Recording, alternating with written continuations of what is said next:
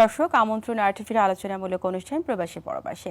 যুক্তরাষ্ট্র, ইউরোপ, উত্তর America, Australia, নিউজিল্যান্ডে বসবাসরত সফল প্রবাসী বাংলাদেশিদের অংশগ্রহণে আয়োজিত অনুষ্ঠানে আপনাদের সঙ্গে আছি আমি ফারিয়া শারমিন। প্রতি সপ্তাহের এই অনুষ্ঠানে আমরা বিশ্বের বিভিন্ন প্রান্তে থাকা বাংলাদেশিদের সম্পৃক্ত করার চেষ্টা করি। আলোচনার জন্য আজ আমাদের সঙ্গে স্টুডিওতে উপস্থিত রয়েছেন বেইজিংয়ের পিকিং ইউনিভার্সিটির ফার্স্ট হসপিটালের শিশুরোগ বিশেষজ্ঞ ডাক্তার নাজমুস সাকিব। সাকিব ভাই, আপনাকে স্বাগত আরটিভি স্টুডিওতে। এছাড়াও অনলাইনে অকল্যান্ড থেকে যুক্ত হয়েছেন নিউজিল্যান্ডে বাংলাদেশের অনারারি কনসাল প্রকৌশলী শফিকুর রহমান ভুইয়া অনু, এবং সিডনি থেকে বাংলা সাহিত্যের ফেসবুক গ্রুপ পেন্সিল অস্ট্রেলিয়ার কর্ণধার ও সাংস্কৃতিক ব্যক্তিত্ব সাকিনা আক্তার। আপনাদের তিনজনকেই স্বাগত আজকের প্রবাসে পরবাস অনুষ্ঠানে। এছাড়া ইউরোপের খবরাখবর জানাতে পর্তুগালের লিসবন থেকে যুক্ত হয়েছেন আমাদের সহকর্মী আনোয়ার এইচ খান ফাহিম। ফাহিম, আপনাকেও স্বাগত আজকের অনুষ্ঠানে। ফিরছি মূল আলোচনায়। বরাবরের মতো আপনাদের তিনজনের কাছে আমি একটি কমন প্রশ্ন রাখতে চাই, তা হলো আপনারা কত বছর বিদেশে রয়েছেন এবং আপনাদের কর্মজীবন ও পারিবারিক জীবন নিয়ে দর্শকদের কিছু বলুন। নাজমুস সাকিব ভাই, আপনাকে দিয়ে শুরু করতে চাই। ধন্যবাদ ফারিহা আমাকে আমন্ত্রণ জানাবার জন্য, এবং আরটিভিকে অনেক ধন্যবাদ। আমি চীনে 13 বছর যাবত আছি। আমি শিশুরোগ বিশেষজ্ঞ, এবং প্রথমে আমি চীনের জাতীয় শিশু স্বাস্থ্য ইনস্টিটিউটে বেইজিং চিলড্রেন্স হসপিটালে ছিলাম। এখন বর্তমানে আমি পিকিং ইউনিভার্সিটি ফার্স্ট হসপিটালে আছি। আমার যাত্রা শুরু হয় আমার পড়াশোনা দিয়ে, এমবিবিএস, এমডি, পিএইচডি পুরো সময়টাই আমি চায়নাতে করেছি, এবং আমার পড়াশোনা ওয়ার্ল্ডের 12তম ইউনিভার্সিটি পিকিং ইউনিভার্সিটিতে। আমি এখন বর্তমানে শিশুরোগ বিশেষজ্ঞ হিসেবে ফার্স্ট হসপিটালের ওই দায়িত্ব ছাড়াও আমাকে অনেক দায়িত্ব দেওয়া হয়েছে, যেহেতু আমি সরকারি হাসপাতালে আছি। যেমন বেল্ট অ্যান্ড রোড হেলথ ইনিশিয়েটিভের আমার বেশ কিছু 46 কান্ট্রিজ নিয়ে আমরা কাজ করছি। প্লাস আমরা, আপনি জানেন, করোনার কারণে এখন অনলাইনে সব কিছু অনেক দেশ নিয়ে আমার গবেষণা হচ্ছে, কোভিড নিয়ে স্পেশালি। এছাড়াও আপনি জানেন বাংলাদেশে যে অ্যালুমিনি অ্যাসোসিয়েশন আছে, যারা আমরা চীনের থেকে পড়াশোনা করেছে, ওই দায়িত্বটা ওখানে অর্গানাইজিং সেক্রেটারি আমি। আর আমার বাসা হচ্ছে চট্টগ্রামের। আমি চট্টগ্রামের, আমার বাসায় আছে আমার বাবা, মা, আমার 2 বোন। আমার বাবা ছিল সরকারি কর্মকর্তা, অবসরপ্রাপ্ত। আমার মা বিজনেস, এবং আমার ছোট বোনও ডাক্তার, ও হচ্ছে সার্জন। আর একদম পিচ্ছিটা এখনও এ লেভেল দিচ্ছে, ও এ লেভেল শেষে ওরও স্বপ্ন ডাক্তার হওয়ার। জি, অনেক ধন্যবাদ সাকিব ভাই, খুব ভালো লাগলো। আরও শুনবো আপনার belt and road initiative project নিয়ে আরও অনেক কথা শুনবো। চলে যাচ্ছি আমাদের অনু ভাইয়ের কাছে। আমাদের সঙ্গে আছেন honorary consul engineer Shafiqur Rahman Bhuiyan. Anu ভাই, আপনার ডাকনাম তো অনু ভাই, আপনাকে অনু ভাই বলে একটা কথা বলছি, সেটা হচ্ছে যে আপনার কর্মজীবন এবং পারিবারিক জীবন সম্পর্কে জানতে চাই। আমি আমার বক্তব্যের শুরুতেই উপস্থাপিকা সহ আরটিভি কর্তৃপক্ষকে ধন্যবাদ জানাচ্ছি আমাকে আবার সুযোগ দেওয়ার জন্য।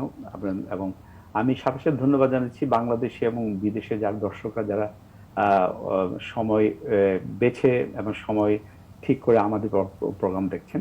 আমি বেসিক্যালি একজন প্রকৌশলী। আমি 1980 সনে বুয়েট থেকে ইঞ্জিনিয়ারিং পাশ করি। 1981 সালে বিসিএস এর সরকারি চাকরি করি। তারপরে দেশে বিদেশে অনেক জায়গায় চাকরি করি। 1998 সালে আমি সপরিবারে নিউজিল্যান্ডে মাইগ্রেশন নিয়ে আসি। আমি 2015 এখানে এসে প্রথমে কিছু প্রাইভেট, পরে গভর্নমেন্ট অর্গানাইজেশন চাকরি করি। আবার মাঝখানে আমি নিউজিল্যান্ড থেকে ওমানেও গিয়ে আমি কয়েকদিন সরকারি চাকরি করেছি। 2015-তে রিটায়ারমেন্ট নেওয়ার পরে 2016 থেকে বাংলাদেশ সরকার আমাকে এই দায়িত্বটা দিয়েছেন। আমি বাংলাদেশ সরকারের প্রতিনিধিত্ব করছি নিউজিল্যান্ড অকল্যান্ডে, মানুষের সেবা করার চেষ্টা করছি। পারিবারিকভাবে আমার স্ত্রী রাজশাহী ইউনিভার্সিটি থেকে অনার্স পাশ করেছেন। আমাদের 1985 সালে বিয়ে হয়। আমার 2 ছেলে, বড় ছিল 2010-এ নিউজিল্যান্ড থেকে সিভিল ইঞ্জিনিয়ারিং পাশ করে চাকরি করছে, এখন নিউজিল্যান্ডে, আগে আবুধাবিতে ছিল। ছোট ছিল সফটওয়্যার ইঞ্জিনিয়ার, 2012-তে পাশ করে 2014 অস্ট্রেলিয়ার সিডনিতে আছে। আমার 2 ছেলে বিবাহিত, এবং আমি 1 সপ্তাহ আগে আমি প্রথম দাদা হলাম। আর আমি লেখাপড়া করেছি ঢাকায়, এবং আমাদের বাসা, পৈতৃক বাসা আপনাদের স্টুডিও থেকে 1 কিলোমিটার দূরে। আমি স্কুল, কলেজ, ইউনিভার্সিটি, চাকরি জীবন সব ঢাকায়।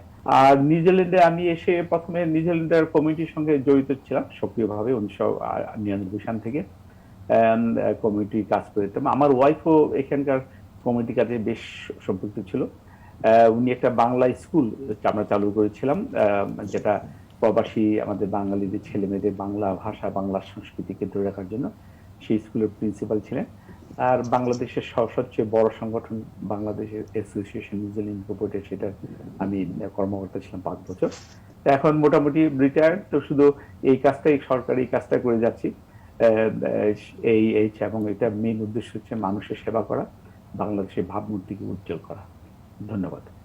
অনেক ধন্যবাদ স্যার আপনাকে। আসছি সাকিনা আক্তার আপনার কাছে। আপনি কত বছর অস্ট্রেলিয়াতে রয়েছেন এবং আপনার প্রতিষ্ঠান পেন্সিল অস্ট্রেলিয়া সম্পর্কে দর্শকদের কিছু বলুন। অসংখ্য ধন্যবাদ। আমি আসলে 2004 থেকে এখানে আছি, অস্ট্রেলিয়াতে এসেছি। তো আমি এখানে আসার আগে গ্রামীণ ফোনে কাজ করেছি 5 বছরের উপরে। তারপর এখানে এসেও আর 5 বছর আর একটা টেলিকমিউনিকেশনে কাজ করেছি অ্যাকাউন্ট ম্যানেজার হিসাবে। তারপর প্রায় 9.5 বছরের উপরে আমি রিয়েল এস্টেটের সাথে কাজ করতাম প্রপার্টি ইনভেস্টমেন্ট ম্যানেজার হিসাবে। রিসেন্টলি আমি কাজ করছি একটা রিক্রুটমেন্ট এজেন্সিতে, এমপ্লয়মেন্ট সার্ভিসে কাজ করছি আসলে। আর আমি কাজ করতে যাচ্ছি অস্ট্রেলিয়ার সরকারি চাকরিতে, ফেডারেল কোর্টে। পেন্সিল অস্ট্রেলিয়া একটা অনলাইন গণযোগাযোগের মাধ্যম আমরা জানি। তো আমাদের এখানে অস্ট্রেলিয়াতে বসবাসরত 4.7K বাঙালিরা আছেন, বাঙালির বাইরেও আছেন, ভিনদেশিরাও আছেন আসলে আমাদের সাথে। এটা একটা সুন্দর প্ল্যাটফর্ম, এবং এখানে জয় কবির আছেন আরেকজন অ্যাডমিন। আর এটা একটা পরিবারের মতো, সবাই মিলেমিশে আমরা একটা ছোট্ট বাংলাদেশ গড়ে তুলেছি, পাশাপাশি যাতে পরবর্তী প্রজন্মও অনেক কিছু শিখতে পায় সেই জন্য সচেষ্ট থাকি। তো এই হচ্ছে আমার মোটামুটি জার্নি। আমার একটা মেয়ে আছে 11 বছর বয়স, ওর নাম সাফিনা। আমরা মা মিলে এই আমাদের পরিবার। তো ভালোই লাগে, অস্ট্রেলিয়াতে থাকতে ভালো লাগে, কিন্তু বাংলাদেশ ছায়ানট, তারপর চারুকলা, এগুলো তো মনে হয় বাঙালি হিসাবে মিস করে না এরকম কেউ নেই, আমিও তাদের একজন। আরও শুনবো আপনার কথা। অনেক ধন্যবাদ। আমরা আরও আলোচনা করব, তবে তার আগে কথা বলবো আরটিভির পর্তুগাল প্রতিনিধি আনোয়ার এইচ খান ফাহিমের সঙ্গে। ফাহিম, রোনালদোর দেশ পর্তুগালে সবসময় উৎসব বিরাজ করে। এই মুহূর্তে পর্যটকের ভিড় কেমন দেখছেন? এছাড়া প্রবাসী বাংলাদেশিদের জীবন মান নিয়ে আমাদের অতিথিদের কিছুটা ধারণা দেন। সবাইকে স্বাগত জানাচ্ছি। আর আজকে খুবই ভালো লাগছে, আমার সাথে অতিথি যারা আছেন খুবই স্মার্ট দুজন এবং প্রাণবন্ত জনাব শফিকুর রহমান অনু স্যার, খুব ভালো লাগলো আপনাদের সবাইকে দেখে, এবং আপনাকেও শুভেচ্ছা জানাচ্ছি। পর্তুগালে এটা সবচেয়ে ভালো একটা বিষয় হচ্ছে এই দেশটাতে রোদ থাকে বেশি, এবং ইউরোপের অন্যান্য দেশের তুলনায় এখানে সমুদ্র অনেকগুলা বিচ রয়েছে যেগুলাতে ঘুরতে পারে সবাই। এজন্য বিশ্বের অন্যান্য দেশ থেকে এখানে প্রচুর পর্যটক আসে, এবং গত 2 বছর পুরো বিশ্ব যতটা ভাইরাস আতঙ্কে ছিল, এখন অনেকটা সবাই স্বস্তির নিঃশ্বাস ফেলতে বিভিন্ন দেশে ঘুরছে। এর মধ্যে হচ্ছে ইউরোপের সবচেয়ে বেশি পর্যটক আসে এখন পর্তুগাল। আর পর্তুগালে এখন পর্যন্ত হিসাব অনুযায়ী আমরা যতটুকু জানি যে 30,000-এর অধিক মানুষ বসবাস করছে পর্তুগালে। আমাদের বাংলাদেশি নাগরিক অবস্থান করছে পর্তুগালে। 30,000-এর বেশি বাংলাদেশি নাগরিক, 30,000-এর অধিক। এখানে একটা ভালো কমিউনিটি আছে আমাদের, এখানে সবকিছুই আছে, মসজিদ আছে বাংলাদেশিদের জন্য, এবং গেল কিছুদিন আগে একটি এখানে ইসলামী ছোট পরিসরে একটি মাদ্রাসার মতো করা হয়েছে, মক্তব মাদ্রাসা যেটাকে বলে, ধর্মীয় অনুশাসন প্রতিষ্ঠার জন্য। তো সব মিলিয়ে হচ্ছে, আর এখানে আমরা বাংলাদেশিরা পুরো বিশ্বে যেরকম যে জায়গায় যাই নিজেদের জাগান দিয়ে দেই, অবস্থান তৈরি করি, এখানেও আছে বাংলাদেশি। রুয়াডু বেনফোর্স নামে একটি বাংলাদেশি গলি রয়েছে, যেটা খুবই চমৎকার। বাংলাদেশি কমিউনিটির সবাই এখানে আসেন, সবাই আলহামদুলিল্লাহ ভালো আছে পর্তুগাল। ফাহিম, আপনাকে অনেক ধন্যবাদ। পর্তুগালের রাজধানী লিসবন থেকে বলছিলেন আনোয়ার এইচ খান ফাহিম। চলে যাচ্ছি সাকিব ভাই আপনার কাছে। সম্প্রতি আপনি সার্ক ব্রিলিয়ান্স অ্যাওয়ার্ড পেয়েছেন, আপনাকে অভিনন্দন। 6,500 মনোনীতদের মধ্যে আপনি ছিলেন প্রথম 20 জনের একজন। এটা অনেক বড় একটি ব্যাপার। এই সম্মাননা সম্পর্কে আমরা জানতে চাই। ধন্যবাদ আপনার প্রশ্নের জন্য। আমি তাহলে একটু শুরু থেকে বলি, তাহলে আপনারা বুঝতে সুবিধা হবে। করোনা যখন শুরু হয়, এটা 2020 সালের জানুয়ারির দিকের কথা। তখন আমার একটা প্রফেশনাল একটা সেমিনার ছিল ইউএইতে, দুবাই শহরটাতে। তখনই আমি খবর পাই যে চায়নাতে ওখানে লকডাউন দিয়েছে। তো যখন আমি শুনেছি লকডাউন দিয়েছে, আমি আর কিছু না করে আমার প্রোগ্রামটাকে সংক্ষিপ্ত করে আমি নেক্সট ডেই আমি রিটার্ন করেছি চীনে। আর আমি যখন ডিসিশন মেক করছিলাম, তখন আমি শুনতে পেয়েছি যে চীনে তখন আপনার পিপির ক্রাইসিস, মাস্কের ক্রাইসিস এবং ডক্টরস বিগ ক্রাইসিস। এবং আপনি জানেন এই ভাইরাসটি সম্পর্কে তখন কোনো আইডিয়া ছিল না, কোনো ভ্যাকসিন ছিল না, কোনো আপনার ওষুধ ছিল না, অ্যান্ড কোনো ইনফরমেশনই ছিল না।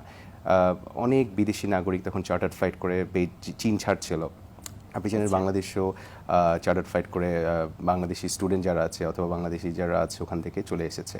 তো it was a very hard decision for me, but চীন আমার সেকেন্ড হোমের মতো, এবং আমার প্রফেশনাল রেসপন্সিবিলিটি থেকে আমি কি করেছি, আমি কোনো কথা চিন্তা না করে আমি চীনে ডিরেক্ট গেছি। এবং ওখানে যেই আমি আমাদের হাসপাতালে যে ফিভার ক্লিনিক ছিল, আমি ভলেন্টিয়ারলি ওখানে জয়েন করেছি। এবং ওখানের এক্সপিরিয়েন্স, আমি ওখানে মানে ফ্রন্টলাইনার হিসেবে আমি ওখানে কাজ করেছি। এর সাথে আমি যেটা করেছি সেটা হচ্ছে, আপনি জানেন যেহেতু আমি অলরেডি বলেছি যে ভ্যাকসিন নেই, কোনো ওষুধ নেই। So one and only way is prevention করার জন্য আমাদের যে প্রিভেন্টিভ মেজার্সগুলো নেওয়ার। আমি প্রচুর ইন্টারন্যাশনাল গণমাধ্যম থেকে শুরু করে প্রচুর ভিডিওস, আর্টিকেলস লিখেছি, যেগুলো আপনার প্রকাশিত হয়েছে বিভিন্ন ইন্টারন্যাশনাল গণমাধ্যমগুলোতে। এবং ওটার পরে যেটা হয়েছে, চীনে মোটামুটি কন্ট্রোল চলে এসেছে। তারপরে শুরু হলো কি বাংলাদেশের দিকে। বাংলাদেশেও আপনি জানেন সেম অবস্থা, আপনার অনেক বিভ্রান্তকর তথ্য ছিল, কোনো মাস্ক পিপিই নেই। তখন আমরা চীন থেকে আমরা অনলাইনে বিভিন্ন ট্রেনিং প্রোগ্রাম অ্যারেঞ্জ করেছি বাংলাদেশি ডক্টরসদেরকে।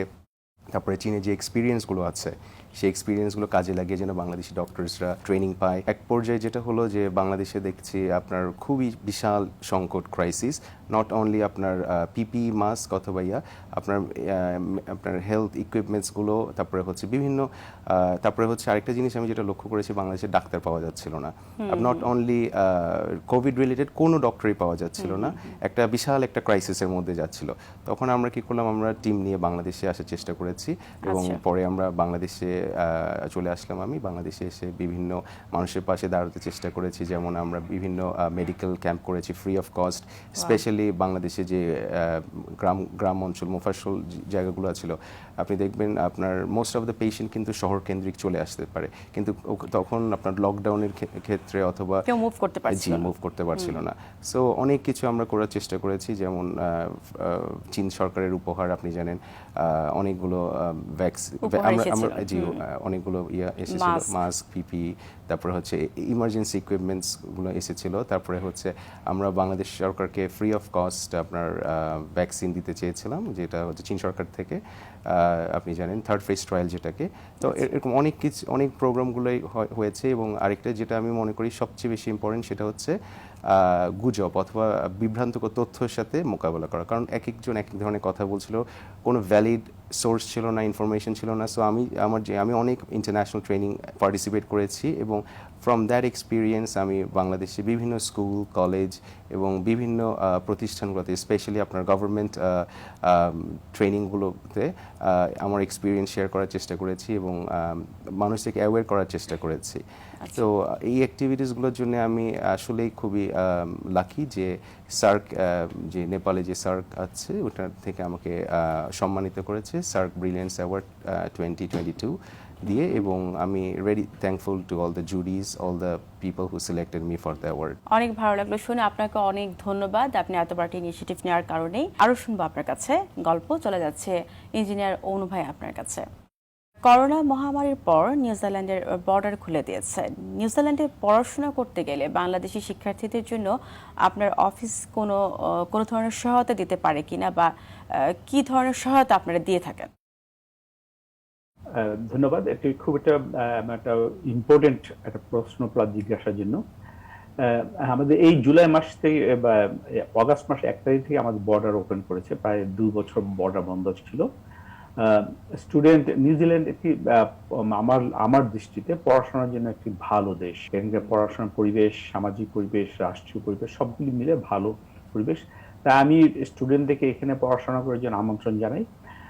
তবে আমাদের নিউজিল্যান্ডে আরেকটা সুবিধা আছে, নিউজিল্যান্ডে প্রত্যেকটা প্রতিষ্ঠান অনলাইনে সব ইনফরমেশন অ্যাভেলেবল। তাই এখানে আমি স্টুডেন্টদেরকে বলবো যারা এখানে আসতে চান আমার সঙ্গে যোগাযোগ করতে পারবেন, আমরা বলে দিতে পারবো কোন ইনস্টিটিউশনটা ভালো। কেন প্রত্যেকটা ইনস্টিটিউশনের ওয়েব পেজে গেলে সবাই বলবে তারা খুব ভালো ভালো প্রতিষ্ঠান। তবে মোটামুটি স্ট্যান্ডার্ড যেগুলো আমরা সেগুলি আমাদের সাথে যদি যোগাযোগ করেন এবং কোন কোর্সগুলি পড়লে সুবিধা হবে আমাদের সঙ্গে ইমেইলে অনেকে যোগাযোগ করেন, অনেকে আবার পার্সোনাল প্রাইভেট কনসালটেন্টের মাধ্যমে যোগাযোগ করেন। আমি বলতে চাচ্ছি যে আমাদের মাধ্যমে যোগাযোগ করলে আমরা সবচেয়ে এবং স্বার্থ ছাড়া এবং ওনার জন্য ভালো হবে, দেশের জন্য ভালো হবে সেই সাজেশনটা আমরা দিব, আমরা দিয়ে থাকি এবং আমরা দেওয়ার চেষ্টা করি।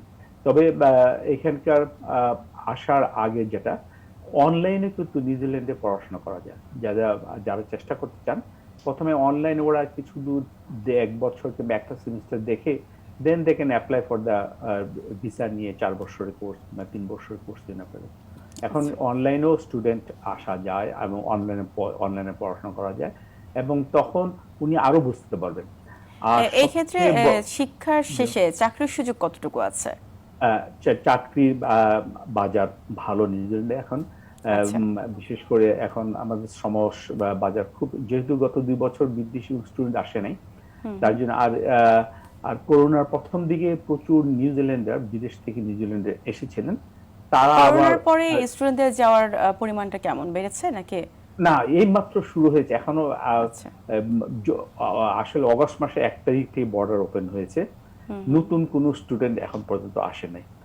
তবে কয়েকজন ভিসার জন্য অ্যাপ্লাই করেছিলেন, আমার সঙ্গে যোগাযোগ করেছিলেন এবং আমি সেই ইনস্টিটিউটের খোঁজখবর নিয়ে তাদেরকে কি কি করা যায় সেভাবে আমি সাজেশন দিয়েছি। এখনো আসে নাই, তা আরো মাস 1.5 সময় লাগবে। আর সেমিস্টার ওয়াইজ তো, আর এখন কোন সেমিস্টার, নেক্সট সেমিস্টার শুরু হবে জানুয়ারি থেকে। তাই এখন যেটা সবার প্রসিডিউর জুলাই বা অগাস্ট মাসে একটা সেমিস্টার শুরু হয়, তাহলে সেই সেমিস্টার আমরা ধরতে পারবে না। তাই পরের সেমিস্টারটা সময় আছে, সময় নিয়ে একটু যাচাই বাছাই করে আসা উচিত। আর একটা জিনিস হচ্ছে আমাদের সাথে যোগাযোগ করলে আমরা, বেশিরভাগ স্টুডেন্ট এখানে আসেন যে সাবজেক্টগুলিতে, সেই সাবজেক্টগুলির ডিমান্ড কম, কিন্তু যদিও গুলিতে পড়াশোনার স্কোপ বেশি। মানে কোনটি ডিমান্ড তাহলে বেশি? এখানে টেকনিক্যাল কাজ, যেমন আইটি, ইঞ্জিনিয়ারিং, যে কোনো subject, medical, even technical, plumbing, electrician, carpentry এবং ওয়েল্ডার। আমাদের বাংলাদেশে কিন্তু প্রচুর সংখ্যা, প্রায় 500-র বেশি ওয়েল্ডার এবং সমস্ত বিল্ডিং, বেসিক বিল্ডিং এর সঙ্গে জড়িত তারা আছেন। তবে একটা দুর্ভাগ্য, ওরা বেশিরভাগ এসেছেন সিঙ্গাপুর থেকে, তারা তাদেরকে রিক্রুট করা হয়েছে সিঙ্গাপুরে। একটা কারণ আছে যে সিঙ্গাপুরে যারা 2, 3, 5 বছর কাজ করেছে তাদের একটা কমিউনিকেশন স্কিলটা ভালো, এর জন্য ওরা এখান থেকে নিয়ে আসার চেষ্টা করে। তাই নিউজিল্যান্ড যেহেতু ইংলিশ স্পিকিং কান্ট্রি, তাই আমি সবাইকে বলবো যেন অ্যাটলিস্ট ইংলিশে যেন একটু পারদর্শিতা অর্জন করে যদি এখানে আসেন, চাকরি এবং পড়াশোনা দুটোকে এর কাজে দিবে। তবে সবাই ইংলিশের কোনো রিকোয়ারমেন্ট থাকে? আইএলটিএস এত পার্সেন্ট আইএলটিএস রিকোয়ারমেন্ট আছে এবং সেটা নির্ভর করে প্রত্যেকটা ইনস্টিটিউশন এবং কোন লেভেলে সে পড়াশোনা করছে। ইউনিভার্সিটি লেভেল এক ধরনের, স্কুল লেভেল এক ধরনের, কলেজ লেভেল এক ধরনের, পোস্ট গ্রাজুয়েট লেভেল এক ধরনের এবং বিভিন্ন ইনস্টিটিউশন লেভেল আছে। এবং আগে জোনালও ছিল বিভিন্ন, ধরলাম 2011 সালে আর্টওয়ার্কে পড়ে ক্রাইস্ট চার্চে যারা পড়তে যেত কিংবা কাজ করতে যেত, ওদের কোনো আইএলটিএস লাগতো না, কিন্তু এখন আবার একটা শুরু হয়েছে। তাই এই ব্যাপারে সবচেয়ে হচ্ছে নিউজিল্যান্ডের ইমিগ্রেশন ওয়েবসাইট খুব আপডেটেড এবং ওরা ঘন ঘন চেঞ্জ হয় এবং তারা এই ব্যাপারে সবচেয়ে ভালো হচ্ছে কনসালটেন্টের মাধ্যমে, না নিজেরা যদি একটু সময় নিয়ে নিজেরা দেখে নেন এবং নিজের ক্যাপাসিটি, এবিলিটি দুইটাই, আমার মেধার ক্যাপাসিটি, আমার ফাইন্যান্সিয়াল এবিলিটি, সব দিক চিন্তা ভাবনা করে ওনার সিদ্ধান্ত নিতে পারবেন। আর তারপরে সার্বিকভাবে যে কোনো সাজেশনের জন্য আমার দরজা, আমার সবসময় বাঙালি ছাত্রদের জন্য সবসময় খোলা আছে। অনেক ধন্যবাদ স্যার। আজকে নিশ্চয়ই যারা এই অনুষ্ঠানটি দেখছেন তারা এই তথ্যটি পেয়ে অনেক উপকৃত হবেন। আপনারা যদি অনেকে আমাকে ফেসবুকের মাধ্যমে যোগাযোগ করতে পারেন, ইমেইলে যদি আপনারা আমার ইমেল কিংবা হোয়াটসঅ্যাপ নাম্বারটা দিয়ে দেন, তাহলে তারা সবসময় আমার সঙ্গে যোগাযোগ করতে পারবে যে কোনো সময়। জি জি, আমি অসংখ্য সাধারণত ধন্যবাদ। আমি ইমেল এবং আমি সাধারণত এটা সাধারণত আমি 99% ইমেইলে আমি রিপ্লাই ঠিক সময় দিই, within 3 days। Wow, very thank you. good. জি, অনেক ধন্যবাদ স্যার। চলে যাচ্ছে সাকিনা আপা আপনার কাছে। সাকিনা আপা, যে পেন্সিল অস্ট্রেলিয়া নিয়ে যে স্বপ্নের কথা বলছিলেন, অস্ট্রেলিয়ার মতো এত বড় একটা দেশে আপনি কিভাবে কমিউনিটির লোকজনদের সম্পৃক্ত করেন? এছাড়া কি ধরনের চ্যালেঞ্জ ফেস করে থাকেন? পেন্সিল অস্ট্রেলিয়া, ওই যে বললাম যে এটা একটা পরিবারের মতো হয়ে গেছে। আমি খুব প্রাউড বলতে যে অস্ট্রেলিয়াতে বসবাসরত যত মানে বেস্ট মিউজিশিয়ান আছেন, ফটোগ্রাফার আছেন, ওরা সবাই আসলে পেন্সিল অস্ট্রেলিয়ার প্ল্যাটফর্মে আছেন। নাচের জন্য যারা আছে বেস্ট, ওরা যেটা হয় যে ওনারা নিজে থেকেই আমাদেরকে অনেক কোঅপারেট করেন।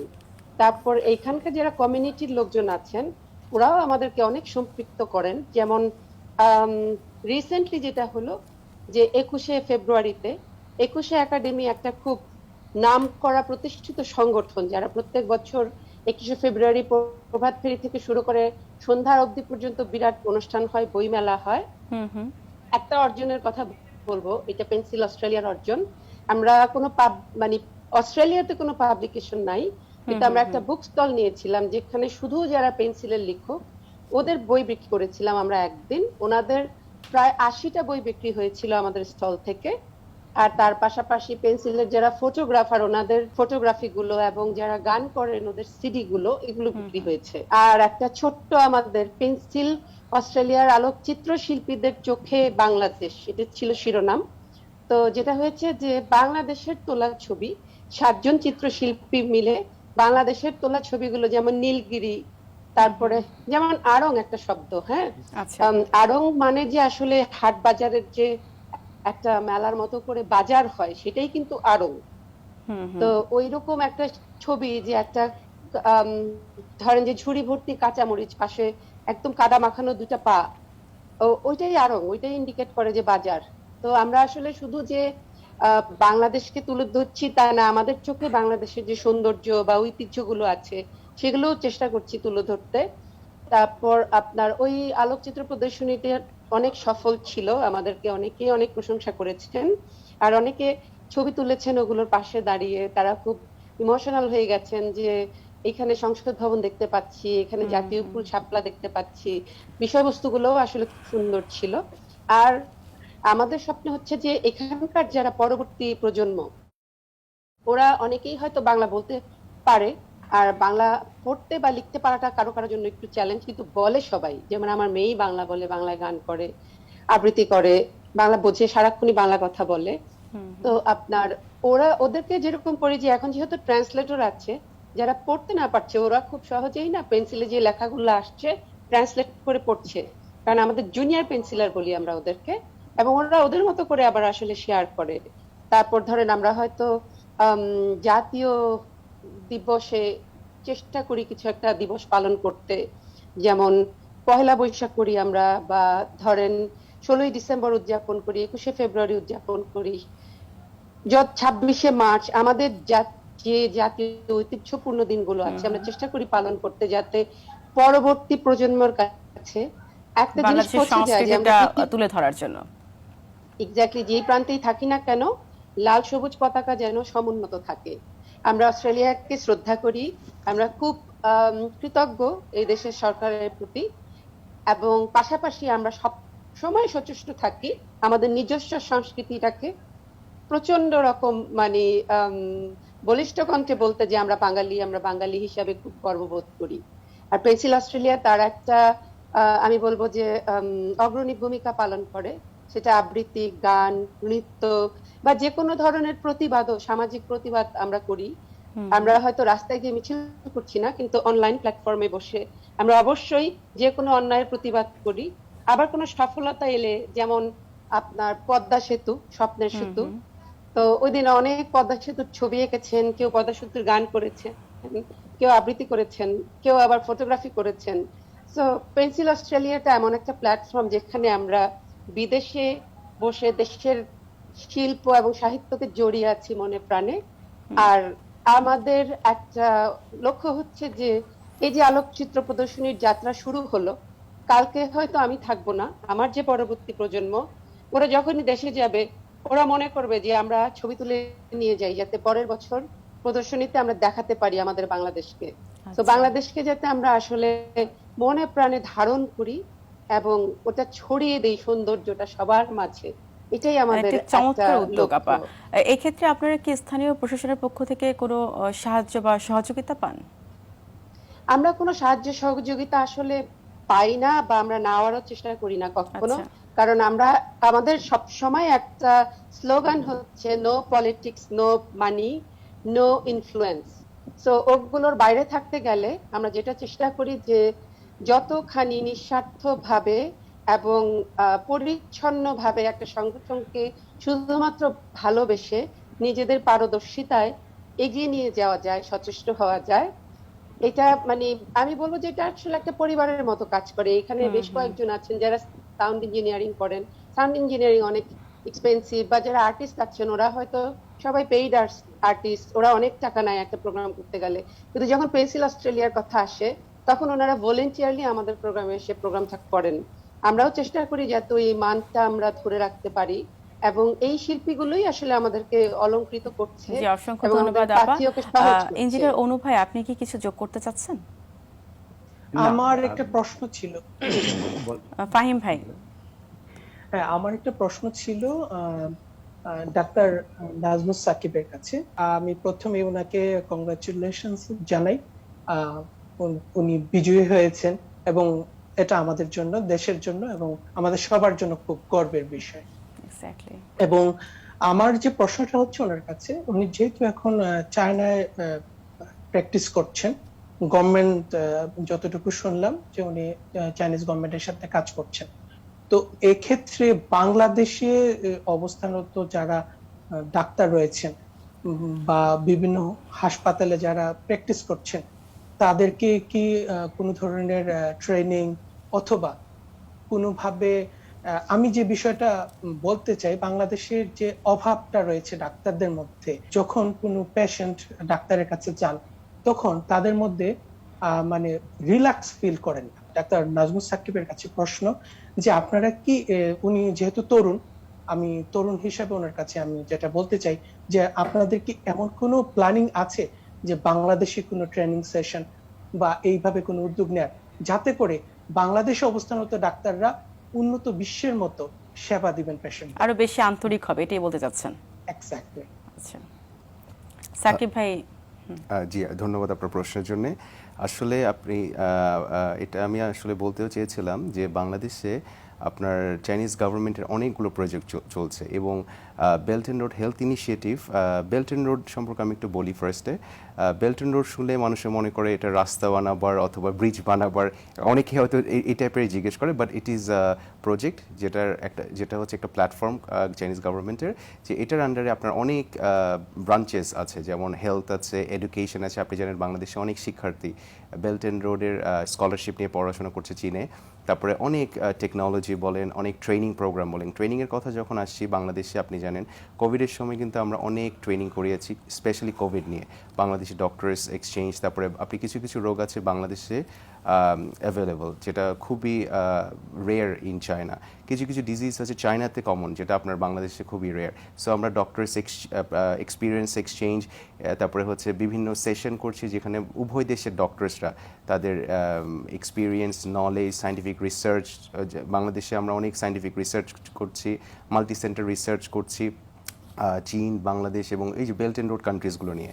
এখন আপনার প্রশ্ন যেটা মানে ট্রেনিং প্রোগ্রাম, আমাদের অনেক ট্রেনিং প্রোগ্রাম আছে এবং স্পেসিফিকলি ওরকম বিহেভিয়ার অথবা ওরকম প্রোগ্রাম না, বাট আমরা নলেজ রিলেটেড মানে বিভিন্ন ইনফরমেশন রিলেটেড করি। আর চীনে আপনার যে বিহেভিয়ারের কথা বলছেন, আমরা ধরে নিই চীনে আমরা হচ্ছি ডক্টর, মানে আমরা হচ্ছি সার্ভিস প্রোভাইডার।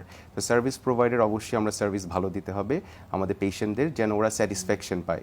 এবং প্লাস আমাদের কিন্তু রেটিং আছে, আমরা ডক্টরসরা আবার কমপ্লেইন আছে, মানে আমরা ডক্টরসরা যদি মানে কোনো রুড বিহেভ করি অথবা করি, আমাদের কিন্তু ওখানে একটা স্পেশাল সেল আছে, পেশেন্ট চাইলে কিন্তু গিয়ে কমপ্লেন দিতে পারে। তো তো এখন আপনি আমাদের দেশ আসলে নতুন দেশ, আস্তে আস্তে অনেক কিছুই হচ্ছে, চেঞ্জ হচ্ছে, এবং অনেক ভালো ভালো ডাক্তার আছে যারা খুবই ভালো সার্ভিস দেয়, এবং আমার জানার মতে কিন্তু এই জিনিসটা কিন্তু অনেক অ্যাডভান্স হয়েছে বাংলাদেশে। জি সাকিব ভাই, আমি একটু যোগ করতে চাই, সেটা হচ্ছে যে চীনে যে আপনি কাজের অভিজ্ঞতার কথা বলছেন, এই অভিজ্ঞতাটা বাংলাদেশে কাজে লাগানোর সুযোগ কতটুকু আছে বলে আপনি মনে করেন? জি, বাংলাদেশে চীনের অভিজ্ঞতা নিয়ে আমরা কিন্তু বাংলাদেশে অনেক কাজ করতে পারি। যেমন বাংলাদেশে স্পেশালি আপনি যদি হেলথ ইনফ্রাস্ট্রাকচার থেকে শুরু করে, ইকুইপমেন্টস থেকে শুরু করে, ডিভাইসেস থেকে শুরু করে, আপনি জানেন চায়না হচ্ছে ওয়ার্ল্ডের first country to have 5G technology. আমাদের চায়নাতে রোবোটিক সার্জারি হয় with the help of 5G, যেগুলো এখনো অনেক দেশে 5G আসে নাই। সো এই জিনিসগুলো আমরা কিন্তু অনেক কিছু চীন থেকে শেখার আছে, এবং চীনের যে টেকনোলজি, চীনের যে অ্যাডভান্সমেন্ট, প্লাস চীনের যে এডুকেশন সিস্টেম, এগুলো থেকে কিন্তু আমরা উভয় দেশ শিখতে পারি। আরেকটা জিনিস খুবই গুরুত্বপূর্ণ, সেটা হচ্ছে China focuses more on prevention is better then cure. So ওরা যেটা, ওদের পলিসি হচ্ছে যেটা আপনি জানেন, চীনে অনেক লকডাউন দিয়েছে কেন? To prevent spread of the disease. So prevention is better then cure. এখন প্রিভেনশনের জন্য ওরা কী করে অনেক স্টেপস নিয়েছে।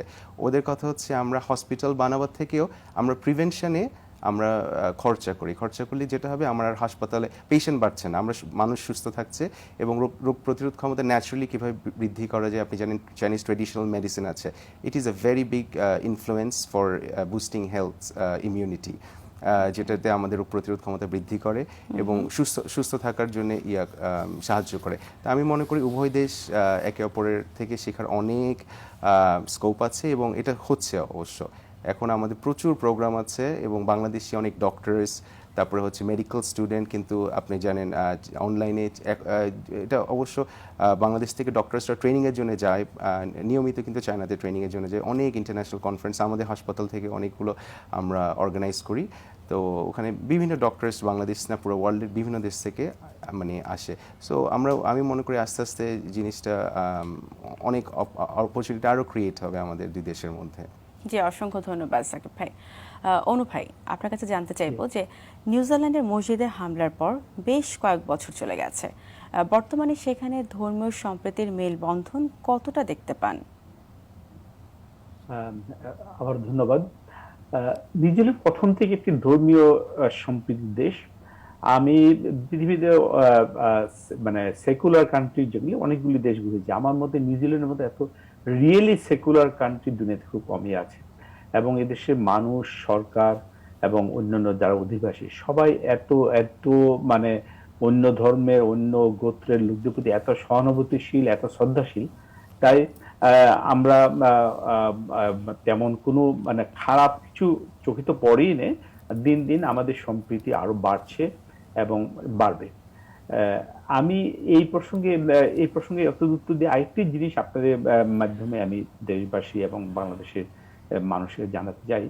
আমি চাচ্ছি নিউজিল্যান্ড যদিও ছোট্ট দেশ, কিন্তু ব্যবসা বাণিজ্যের স্কোপ আছে দুই দিক থেকে। বাংলাদেশের ব্যবসায়ীরা যারা ইন্টারেস্টেড, তারা নিউজিল্যান্ডে একবার ঘুরে গিয়ে দেখে, মার্কেট দেখে যাচাই করে কিভাবে কি করা যায় সেটা দেখতে পারেন। কারণ আমাদের আজকাল ডিপ্লোমেসি হচ্ছে ইকোনমিক ডিপ্লোমেসি, এবং আমরা যদিও নিউজিল্যান্ড দেশটা ছোট, তবু প্রচুর চাইনিজ ব্যবসায়ী ব্যবসা করেন, ইন্ডিয়ান ব্যবসায়ী করেন, পাকিস্তানি করেন। আমাদের বাংলাদেশি ব্যবসায়ীদেরকে আমি অনুরোধ জানাচ্ছি, আপনারা আসুন, দেখে যান, ঘুরে যান, দেশটা ভালো লাগবে, এবং ব্যবসা করতে এখানকার ব্যবসার পরিবেশও খুব ভালো। সৎ ব্যবসা করার জন্য New Zealand one of the best place, এবং অনেকগুলি আইটেম আছে। আমি ব্যবসা বুঝি না, জীবনে ব্যবসা করিও না কোনোদিন, তবে আমি মানে আপনি বলতে চাচ্ছেন যে ব্যবসার ভালো একটা এক্সপেরিয়েন্স নিতে পারবে নিউজিল্যান্ড থেকে? এক্সপেরিয়েন্স নিতে পারবে না, এক্সপেরিয়েন্স বাংলাদেশ নিউজিল্যান্ডে কি বাজারটা কেমন, কিভাবে করা যাবে, কোথায় কিংবা সেই জিনিসটা আমি ওই এত টেকনিক্যাল, যেহেতু আমি ব্যবসার সঙ্গে কখনো জড়িত ছিলাম না, তাই আমি ব্যাপারগুলো বুঝবো না, কিন্তু ওনারা হাতে কলমে এসে দেখে যাবেন। আমি এখানে আসার পরে ওনাদের লজিস্টিক সাপোর্ট যেগুলো আমি নিজের থেকে দেওয়ার চেষ্টা করবো। ইভেন যদি ও যে হোটেলে না থাকে, আমার বাসায় ওনারা থাকতে পারবেন, আপত্তি নেই। তবু আমি চাচ্ছি যে বাংলাদেশের ব্যবসা বাণিজ্য এখানে বাড়ুক, এবং তাহলে দুইটাই হবে, আমাদের জনশক্তি রপ্তানি বাড়বে, প্লাস আমাদের অর্থনীতি ভালো হবে। এই জিনিসটা আমি অ্যাড করতে চাচ্ছিলাম। শুধু স্টুডেন্টের না দিকে আমরা ইকোনমিক ডিপ্লোমেসির দিকটা আমরা যদি, এবং জননেত্রী শেখ হাসিনা একবার 2015-তে আসার প্ল্যান ছিল, এবং তখন আমি জেনেছিলাম ওনার সাথে প্রায় 100 জন ব্যবসায়ী আসার কথা ছিল, কিন্তু আনফরচুনেটলি ওই রাষ্ট্রীয় ভ্রমণটা স্থগিত হয়ে যায়, আর বড় আকারে কোনো ব্যবসায়ী আসেন না। তবে প্রাণের এখানে ভালো একটা বাজার আছে। প্রাণের মালিক 2009 সালে এসেছিলেন, আমি ওনাকে তখন যথেষ্ট সাহায্য করেছিলাম। সেই ফলশ্রুতিতে প্রাণের এখানে ছিলেন বা অন্যান্য ছোটখাটো কোম্পানি, এবং রিসেন্টলি বাংলাদেশ থেকে ইলিশ মাছ আমদানির পারমিশন আমরা পেয়েছি, যেটা অনেক দিন যাবত ছিল না। তবে এইটা একটা বাধা আছে, বাংলাদেশ থেকে ইলিশ মাছ রপ্তানি কোনো পারমিশন নাই, তাই এখানে ব্যবসায়ী যারা ইলিশ মাছ আমদানি করতে চাচ্ছেন তারা একটা সমস্যা ফেস করছেন, আমাকে বলতে যাচ্ছেন। তাই আমি মাননীয় মন্ত্রীদের এবং বিশেষ করে মৎস্য পশু সমাজের দৃষ্টি আকর্ষণ করছি আজকে অনুষ্ঠানের মাধ্যমে, সীমিত সংখ্যক যদি ইলিশ মাছ রপ্তানির সুযোগ দেওয়া হয় তাহলে বাংলাদেশের অর্থনীতি কিছুটা বেগবান হবে। এই বলে আমার এই বিষয়ে আমি বক্তব্য শেষ করছি। জি, অসংখ্য ধন্যবাদ অনু ভাই। নিশ্চয়ই আমার মনে হয় যে সংশ্লিষ্ট মন্ত্রণালয় বিষয়টি দেখবেন। সাকিন আপা, আপনি বলছিলেন যে আপনারা নতুন বছর, বাংলা নতুন বছর উদযাপনের মতো বিভিন্ন অনুষ্ঠান আয়োজন করে থাকেন, এছাড়া জাতীয় দিবসগুলো বেশ সুন্দর করে আপনারা অর্গানাইজ করে থাকেন। তো এক্ষেত্রে বাংলাদেশি কমিউনিটির পাশাপাশি অন্যান্য দেশের নাগরিকরা এতে সম্পৃক্ত হন বা কতটুকু সম্পৃক্ত হন? অন্যান্য দেশের নাগরিকরা আসলে খুব শ্রদ্ধাশীল, আর ওরা খুব অবাক হয়।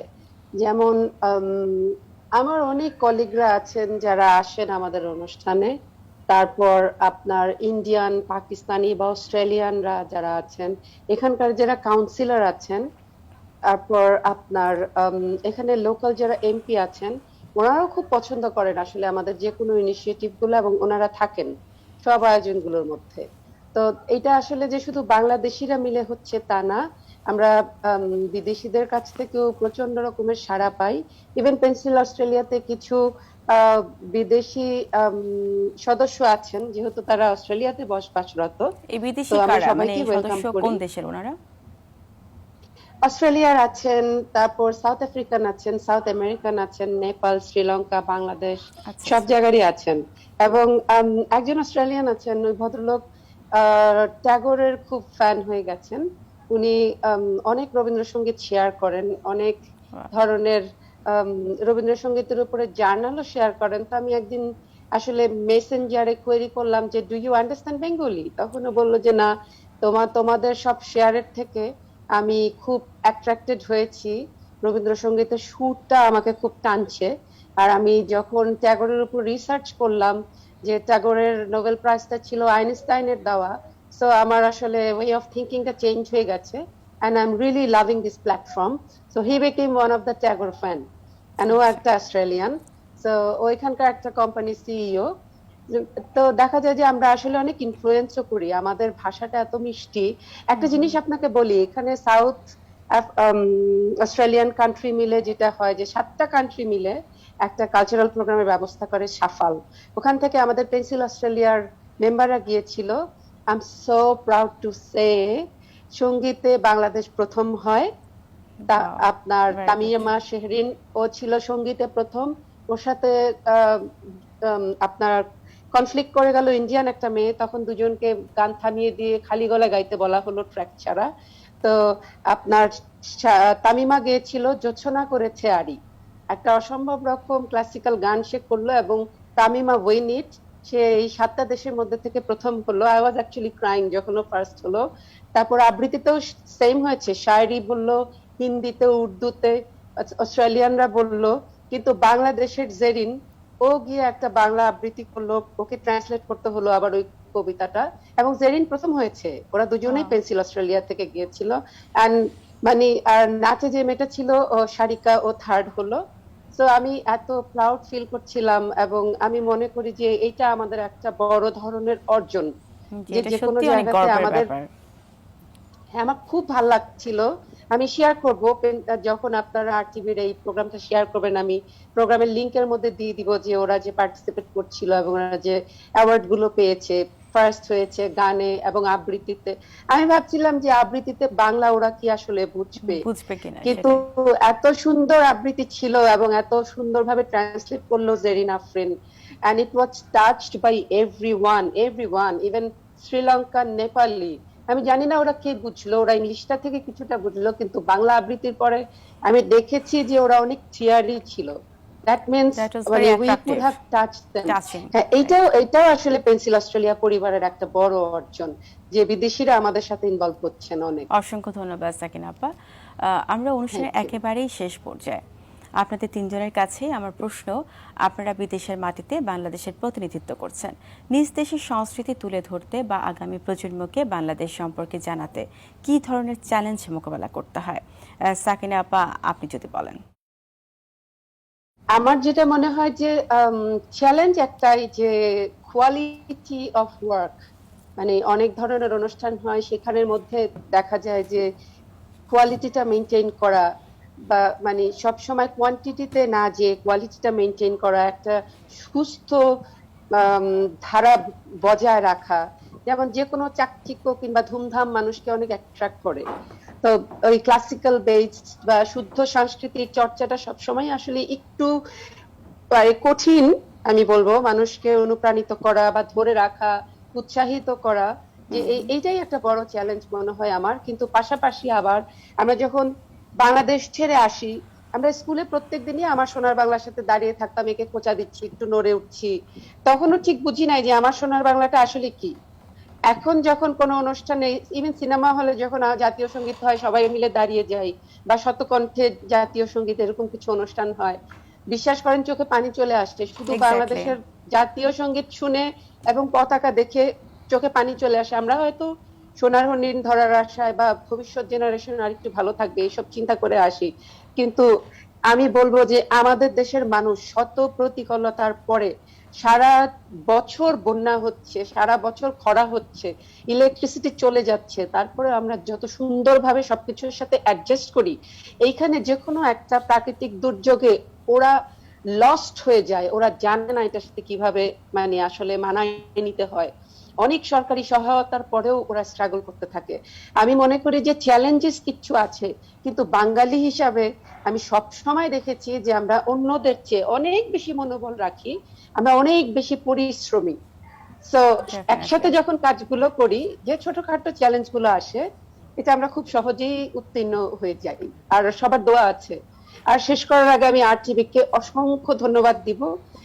আপনার সাথে মানে এই অনুষ্ঠানটা থাকতে পেরে খুব ভালো লাগলো। আপনার উপস্থাপনা ভীষণ সাবলীল, আমার সত্যি খুব আনন্দ হচ্ছে। আর এত গুণী মানুষের ভিড়ে আমি একটু লজ্জায় পাচ্ছিলাম যে ওনাদের সাথে আমি কি করছি, কিন্তু আমি সত্যি খুব প্রিভিলেজ, আমার খুব ভালো সময় কেটেছে।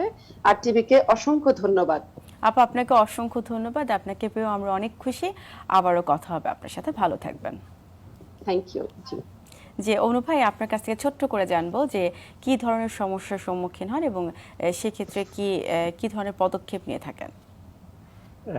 আপনি যথার্থ বলেছেন। এই আমার কাছে এটি সবচেয়ে একমাত্র চরম উদ্বেগের বিষয়টি, যে নিউজিল্যান্ডের সমস্যা হচ্ছে আমাদের বাঙালির সংখ্যা কম। আমরা 4 থেকে 5,500 মতো বাঙালি আমরা আছি। তার জন্যই আমাদের যেহেতু সংখ্যাটা কম, তার জন্য আমরা সাংস্কৃতিক পরিমণ্ডলটা বেশ ছোট। আচ্ছা, এই সমস্ত কারণে আমরা যখন প্রথমে এসেছিলাম, যে আমার ওয়াইফ বা আমার ছেলেরা খুব এই সমস্ত দিকে জড়িত, কিন্তু আস্তে আস্তে আমরা কেমন যেটু বিচ্ছিন্ন হয়ে যাচ্ছি, এবং এই জিনিসটা আমাকে খুব বেশ পীড়া দেয়, এবং আমার ভয়ও লাগে যে আমরা যদি রুটলেস হয়ে যাই, আমাদের যে সংস্কৃতি থেকে সরে যাওয়ার সম্ভাবনা খুব বেশি। যদি চলে যাই, তাহলে কিন্তু আমাদের পরবর্তী জেনারেশনকে আমরা ধরে রাখতে পারবো না। এটা আমার সবচেয়ে উদ্বেগের বিষয়। এই ব্যাপারে এখানে যারা আছেন, এক্ষেত্রে কি প্রশাসনের কোনো উদ্যোগ আছে বা আপনারা কি ওরকম কোনো ব্যবস্থা নিয়েছিলেন?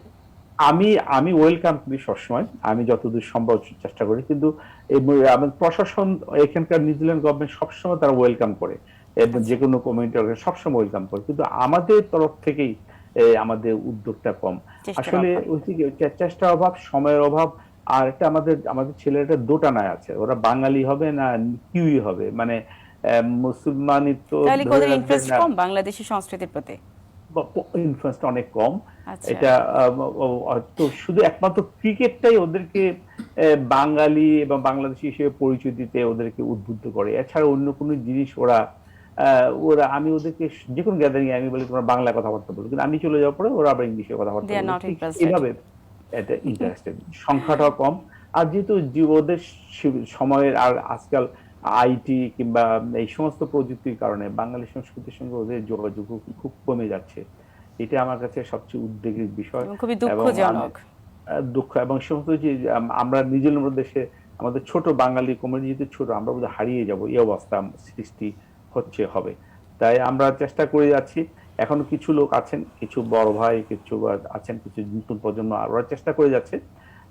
তবে আমি আমার চোখে দেখা যাচ্ছে যে আগে থেকে আস্তে আস্তে আমাদের সংখ্যাটা কমে যাচ্ছে এই সমস্ত কর্মকাণ্ডে আমাদের অংশগ্রহণ কিংবা এই সমস্ত জিনিসগুলি। অসংখ্য ধন্যবাদ অনু ভাই। একটা ছোট্ট জিনিস আমি আধা মিনিটে, আমি নিজের প্রকৌশলী হিসেবে আমি নিউজিল্যান্ডে ট্রেনিং এর জন্য একটা ভালো প্রকৌশলীর বিভিন্ন বিভাগে প্রকৌশলীদের এই দেশে এসে ট্রেনিং এর জন্য আসা উচিত। বিভিন্ন জিনিস, আমি সিভিল ইঞ্জিনিয়ারিং ফিল্ডে তো অনেক জিনিস এখানে শেখার আছে, জানার আছে। আমি যে প্রকৌশলী হিসেবে, আমি এখানকার সাবেক একজন সরকারি কর্মচারী হিসেবে আমি ওই ব্যাপারে বাংলাদেশ সরকারের যে কোনো উদ্যোগকে আমি সাহায্য সহযোগ করতে পারবো। অসংখ্য ধন্যবাদ অনু ভাই, আপনার সফলতা কামনা করছি। চলে যাচ্ছে নাজমুস সাকিব ভাই আপনার কাছে। আপনার মন্তব্য দিয়েই শেষ করবো আজকের অনুষ্ঠান। জি ধন্যবাদ। আমি চীনে আমাদের বাংলাদেশিদের সংখ্যা খুবই কম, আর মোস্টলি যারাই যায় তারা পড়াশোনার জন্য যায়। চাকরি অথবা বসবাসরত বাংলাদেশিদের সংখ্যা খুবই কম। তো যারাই পড়াশোনার জন্য যায় ইউনিভার্সিটিতে, কিন্তু প্রত্যেকটা ইউনিভার্সিটিতে ইন্টারন্যাশনাল কালচার ডে থাকে, এবং ইন্টারন্যাশনাল কালচার ডেতে কিন্তু আমরা গর্বের সাথে আমাদের বাংলাদেশি কালচারটা তুলে ধরি। বাংলাদেশি গান বলেন, বাংলাদেশি কালচারটা, বাংলাদেশি যেমন আমরা পয়লা বৈশাখের সময় কী কী বাংলাদেশি মিষ্টি পিঠা, তারপরে হচ্ছে আমরা যে মেহেদি লাগাই, বিভিন্ন স্টল থাকে আমাদের বাংলাদেশি কমিউনিটির।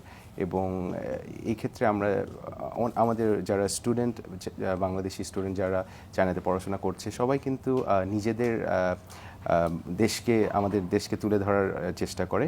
এবং আপনি জানেন ওরা নিজেরাই কিন্তু শহীদ মিনার থেকে শুরু করে রয়্যাল বেঙ্গল টাইগার থেকে শুরু করে সব কিছু নিজেরাই বানায়, কারণ আমাদের ওখানে কিন্তু তেমন রিসোর্সেস পাওয়া যায় না। আর এমবিসি আমাদেরকে যথেষ্ট পরিমাণে সহযোগিতা করার চেষ্টা করে, বাট এমবিসি, আমরা যেহেতু বেইজিং ওরিয়েন্টেড, আমি যখন পড়াশোনা করছিলাম এমবিসি থেকে যথেষ্ট সহযোগিতা পেয়েছি। ওনাদের রয়্যাল বেঙ্গল টাইগার আছে, বাংলাদেশ নিয়ে বই আছে, বাংলাদেশকে চেনার বই আছে। তো ওই বইগুলো আমরা কিন্তু নিয়ে যেতে পারি। আমাদের চাইনিজ যারা ফ্রেন্ড আছে, অথবা ইউনিভার্সিটিতে তো আপনার শুধু চাইনিজ থাকে না, এখন ইন্টারন্যাশনাল স্টুডেন্ট বিভিন্ন দেশের থাকে। তো সবার মাঝে এই আমাদের বাংলাদেশ কালচারটা বলার সুযোগ থাকে, এবং ওরা আমাদের বাংলাদেশ নিয়ে পড়ে, এবং বাংলাদেশের ল্যাঙ্গুয়েজ ওরা জানতে চায়। ওরাই ওয়ার্ল্ডের সবচেয়ে সুইটেস্ট ল্যাঙ্গুয়েজ যে বাংলা, এটাই ওনারা জানতো না। সো আমি মনে করি আমাদের যে দূতাবাস আছে, এবং আমরা প্রত্যেক বাংলাদেশি এক একজন অ্যাম্বাসেডর। আমাদের দেশের কালচার তুলে ধরতে হবে মানে বিদেশি নাগরিক এবং আমাদের পরবর্তী প্রজন্মের কাছে।